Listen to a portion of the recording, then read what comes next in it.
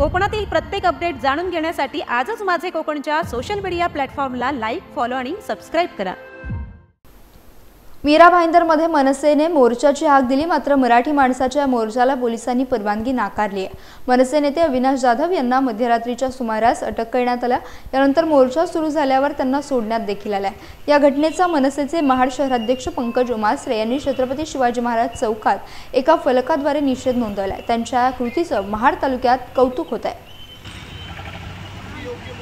आपण बघितलं तर संपूर्ण महाराष्ट्रामध्ये आज मराठीसाठी आंदोलन होत आहे।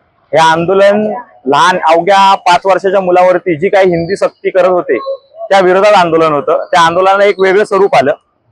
तुम्ही बघितलं तर छत्रपती शिवाजी महाराजांनी आपली राज्यभाषा म्हणून सगळ्या व्यवहारामध्ये राज्यभाषा म्हणून ही मराठी असावी हा त्यांचा आग्रह होता आणि ती त्यांनी वाढवली सुद्धा।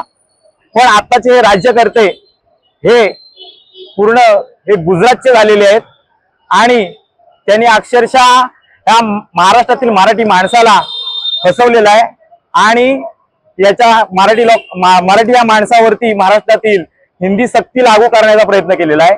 त्याच्या विरोधात आज संपूर्ण महाराष्ट्रभर आंदोलन हे केले जात आहे आणि आज मीरा भाईंदरमध्ये जो आंदोलन झालेलं आहे आणि आता जे काय होत आहे हे याची दखल संपूर्ण देशाने घेतलेली आहे। तुम्ही येणाऱ्या काळात हा मराठी माणूस ह्या सरकार विरोधात खूप यापुढे सुद्धा मोठे आंदोलन करेल।